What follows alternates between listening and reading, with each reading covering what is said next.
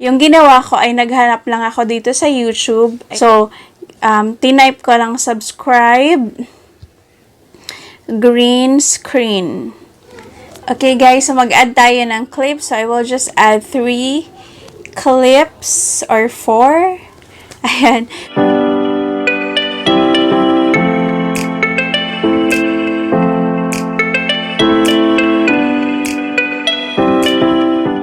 Hi everyone! Welcome to my channel. I am Shari of Cagayan de Oro City. So for today's video guys, gumagawa kasi ako ng series for vlogging para makatulong ako sa mga bagong nagsisimula sa YouTube or bagong mga YouTubers or bagong mga vloggers na nagsimula dahil sa quarantine. For sure, sobrang dami nyo dyan na nagsimula because of quarantine. Yung may isang subscriber kasi na nag-comment na sana gumawa ako ng tutorial about using Chroma key. And yes, gagawin ko dito sa video ko and gagamit tayo ng dalawang editor, yung Kinemaster and Powerdirector. So, let's start. Kung napanood nyo yung ibang videos ko, for sure, alam nyo na nag-i-edit lang ako sa mobile phone ko. And let's just record my screen. And let's start. So, we will do first with Kinemaster. And by the way, kung wala pa po kayong green screen ng subscribe button and ng bell button, guys, yung ginawa ko ay naghanap lang ako dito sa YouTube. Ayun na pala, naka-search na pala ako. So, tinype ko lang subscribe, green screen. And then yun. So, sobrang dami nyong makikita dito, guys. So, maghanap na lang kayo ng free na pwede nyong gamitin para hindi kayo magpagalitan ng may-ari. Well, anyways, nakapag-download na ako ng sa akin na sobrang hindi ko alam kung mag-1 year na yata to dito sa aking file. So, let's proceed with editing. Okay, so we will do first, again, the Kinemaster. So, let's add media. Or create project muna tayo guys, and then let's add media. So these are sample clips lang guys ha. And then I have here yung clips nung lumabas kami, bawal lumabas. Lumabas kami ng bahay to do some groceries. Okay guys, so mag-add tayo ng clips. So I will just add 3 clips or 4. Ayan. So 4 clips guys, and then after that i-add natin as layer yung media, yung green screen video that could be MP4 na file. So, ayan, kung nakikita nyo, may layer siya dito. Ayan, I'm sure, dun sa mga gumagamit ng Kinemaster, alam nyo na to guys. Okay, layer. And then, we will click on media. Ayan. And then, we will look for our file, yung green screen na subscribe button and bell button. Where is it? So, it's here. And then, meron akong 2 or 3 subscribe button dito, guys. Then, I will choose this one. So, as you can see, ayan na siya. May green screen na siya. And if you are going to play that, play natin, ha? Ayan. Ayan yung itsura niya, guys. So, ang gagawin natin, para mag-float siya, tanggalin natin yung green na color. So, let's just click on the layer. And then, hanapin natin yung chroma key dito. Sa Kinemaster, guys, yung chroma key parang ito. Parang may babae na nakaganto siya. So, yan yung symbol ng chroma key for Kinemaster. So, let's click on that one. And let's enable chroma key. And since naka-choose na ako dito, guys, kung nakikita nyo, may key color dito sa baba. Yan lang usually yung ginagamit ko, guys. Key color. And then, let's choose the color, yung green. Of course, that's the most common color. Even in movies, guys, yun yung ginagamit nila. So, let's click on the green one. So, kung pink naman or ano yung background ng media nyo, guys, you can also use or look for that color para matanggal siya dyan sa inyong layer. So, let's click on the green one. And then, check. So, as you can see, wala na pong green screen yung ating file or layer. So, let's try to play. Ayan. So, yun lang siya, guys. So, lagay lang natin sa proper place. So, ako usually, guys, naglalagay ako sa left hand side of my screen. Kasi if sa right hand side of your screen, guys, meron kasing branding logo. If you can notice that, nandito sa somewhere on your right hand side, nandyan yung aking logo. So, matatakpan siya pag dyan ko nilagay. So, dito na lang siya sa left hand side. So, let's play again. Ayan. So, that's it guys, and you can export your videos and you have your subscribe and bell button floating layer in your videos.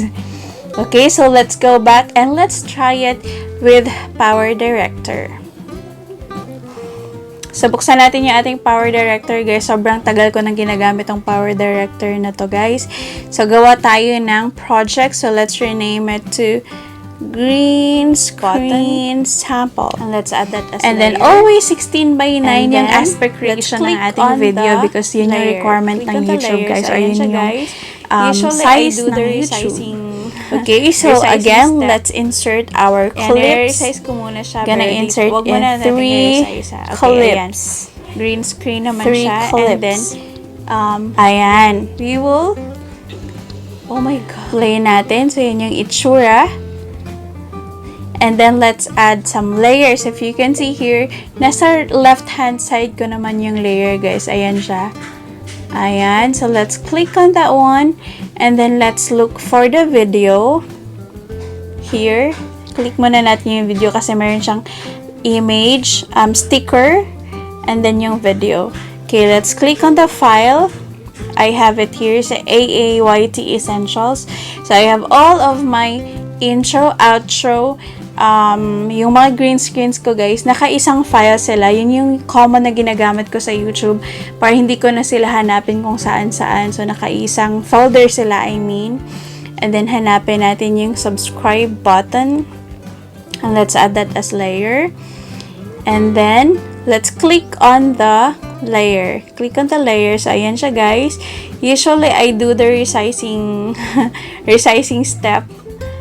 Ayan, i-resize ko muna siya, pero dito, wag mo na natin i-resize ha. Okay guys, so sa bagong Powerdirector kasi naka-pop up dito sa bottom part of your screen yung kanyang menu. So let's just click on the layer. And then yung parang pencil dito sa left hand side nyo guys. Ayan, parang pencil. Then hanapin natin yung chroma key para siyang tawag dito. Para siyang pencil na maliit. Hindi ko alam kung paano ba yan. Or parang ano ng nurse. Parang syringe patawag doon. So, let's click on chroma key. And then yun, may nakalagay dito, use speaker to select color if you can see that on your screen. And then we will click on that one. As you can see, naka-activate siya, naka-blue siya. And then let's click on the green color, yung color na gusto nating tanggalin sa ating videos. And then after that, you can play your video. And then it's gone. Ayan. Sobrang bilis lang nito guys. Okay? So, I hope na nakuha nyo po yun. And let's, again, ulitin natin. Okay. Let's click on the layer. And then the menu, yung parang pencil dito sa left-hand side of your screen. And then let's look on, let's press on chroma key, ito, chroma key, and then click on the pencil first, pencil na lang tawag ko dyan ha, and then click on the area or the color that you want to remove from your layer, and then play this one. Ayan, sobrang bilis lang nito guys. That's all for the chroma key tutorial. I hope na may natutunan kayo and pwede nyo siyang i-add dyan sa video nyo. By the way, sa mga nagtatanong ng basic vlogging setup ko, guys, papakita ko sa inyo. So guys, yan lang yung basic vlogging setup ko. And I have my main camera, yung isang cellphone na ginagamit ko. And I have this ring light na hindi ko naman siya masyadong ginagamit kasi ayoko ng itsura ko pag may ring light. Hindi ko alam kung bakit hindi ko gusto. Well, anyways guys, yan lang yun talaga. Tapos yung cellphone ko usually, dito ako nagre-record ng screen dito sa isang cellphone ko. And then dyan yung main. And then I have my microphone here.